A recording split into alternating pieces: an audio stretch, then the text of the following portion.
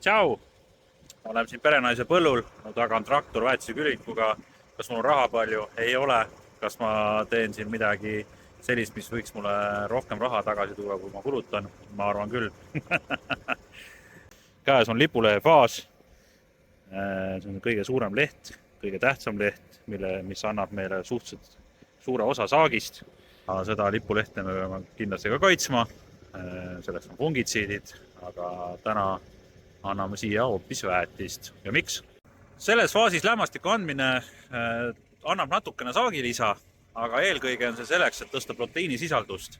Ja proteiin määrab selle ära põhimõtteliselt, millisesse kvaliteediklassi see vili läheb, kas temast saab toidunisu või ei saa. Ja põhimõtteliselt ütleme, et esimese kategooria toidunisu ja söödanisu hinna vahe on niisugune tänasel päeval vist umbes 40 eurot. Kui ma täna kulutan siia 30 eurot hektar ja mu saagikus on 5 tonni, siis põhimõtteliselt on mul võimalik teenida 200 eurot 30 eurose kulu juures. Ütleme nii, et võib riskida küll, sellepärast et ilmastikuolud on ikka päris head olnud. Et tõesti, kasvutingimused on päris head.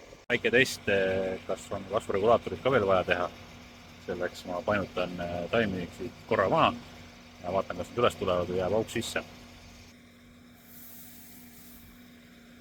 Ja, see on täitsa okei. Aga ärme kunagi räägi sellest, et nüüd on nagu head saagid tulemas ja põllumeestel läheb hästi. Ennem ei juhtu midagi, kui meil saaks salves. Aga ma teen kõik selleks, et siit saaks ilusa saagi ja tulemus oleks hea. Okei, näeme. Tšau!